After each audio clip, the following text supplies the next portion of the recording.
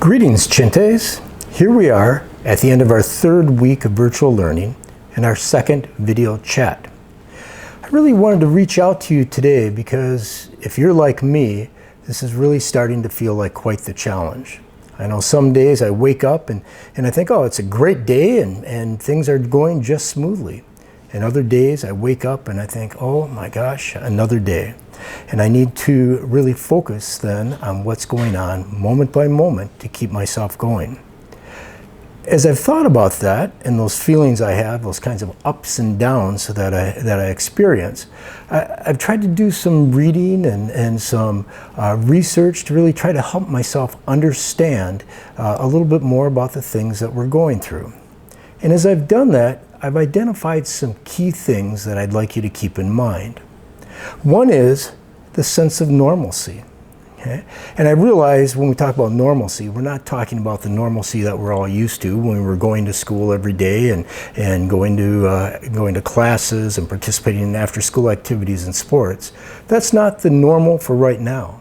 But what is normal for right now is getting up, engaging in our virtual learning, interacting with the people who are in our home, and really creating those routines. We talked last time about routines and how important they are, and they really are what makes things feel a bit more like normal right now.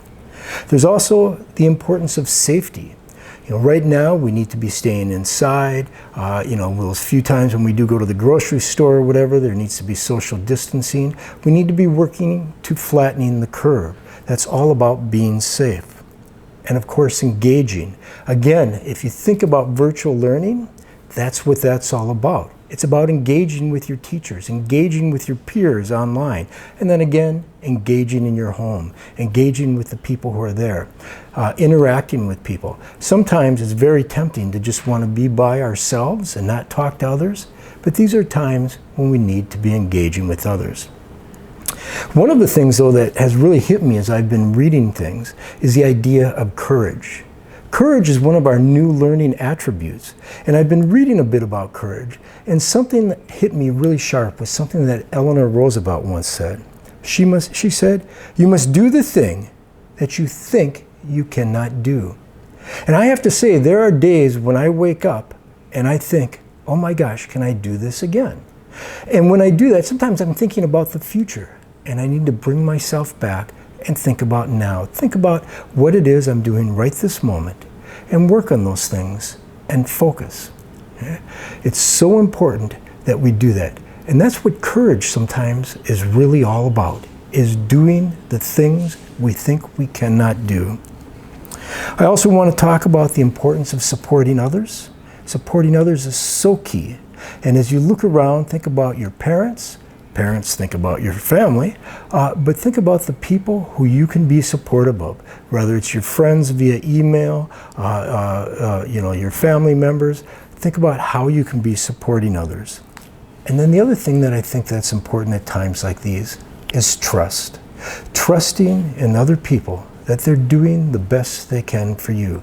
That sometimes the decisions that we hear, that we have kind of imposed upon us, may seem like they're not the best decisions. But in fact, we need to trust that everybody around us is trying to make the best decisions for us.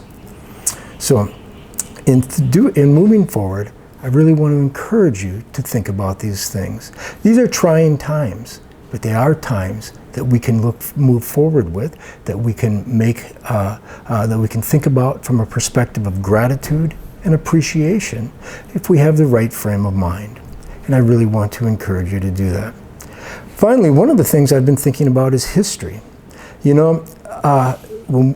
future years, people are going to look back on this as a historical event, much like World War II or the Great Depression or things like that. And I really want to encourage students to be keeping a journal, because these are times that you'll be telling your grandparents about how we managed this and how we survived it. And with that, I want to bring this video chat to a close. Folks, we're thinking about you, we care about you, and we cannot wait to see you in school again. Go Chintes.